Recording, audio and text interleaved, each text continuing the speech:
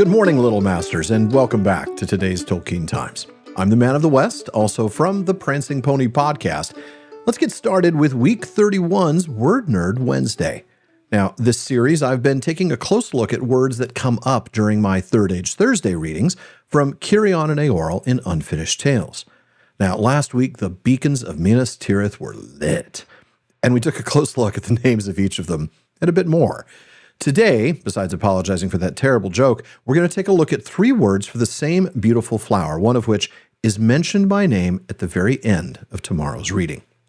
Now, at that end, we're going to learn that as Cirion and Eorl ascended to the high place atop Halifirion, there stood a low mound on which grew the white flowers of Alpharin.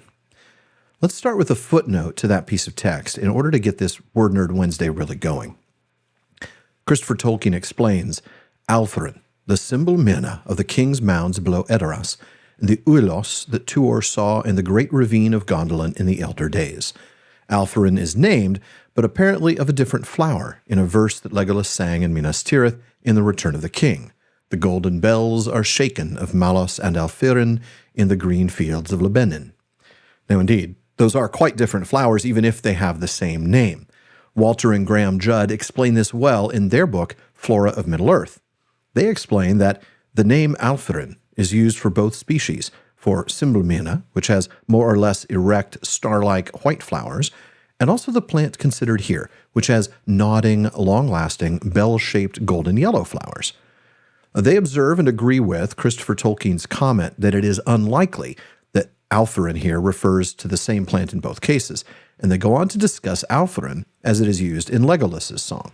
But let's look at the word Alpharin, and then we'll take a look at Uilos and Cymblumina for good measure. Alpharin is Sindarin, and when we look at words and phrases from The Lord of the Rings, and that's in Parma El Delamberon number 17, we learn that the word consists of 2 elements. Al meaning not, it's a thing to negate, and then Firin meaning mortal.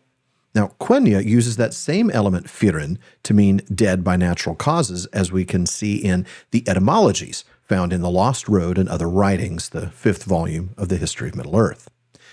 Uilos, we don't have to dig quite as far to get that. On the other hand, it is defined nicely in the text itself if we go back in Unfinished Tales to the story of Tuor and his coming to Gondolin.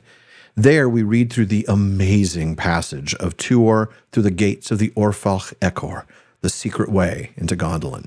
Now, after Tuor has gone through the 4th gate, the gate of writhen iron, we read, And Tuor saw beside the way a sward of grass, where like stars bloomed the white flowers of Uilos, the evermind that knows no season and withers not. And then the footnote to that mention of Uilos is even more clear and gives us really just about all we need to know for a solid Word Nerd Wednesday. These were the flowers that bloomed abundantly on the burial mounds of the kings of Rohan below Edoras, and which Gandalf named in the language of the Rohirrim, as translated into Old English, Cymblumina, that is, Evermind, for they blossom in all the seasons of the year and grow where dead men rest. The Elvish name Uilos is only given in this passage, but the word is found also in Amon Uilos, as the Quenya name Oyalose, ever snow-white, the mountain of Manwë, was rendered into Sindarin. In Cirion and Eorl, the flower is given another Elvish name, Alpharin. And that ends Christopher Tolkien's footnote. In fact, the name Uilos isn't used after the end of the First Age. But finally, we reach the more familiar name for this flower, Cymblumina. In his nomenclature, Tolkien provides some more detail, explaining that Evermind is a translation of Rohan Cymblumina. The element mind has the sense memory.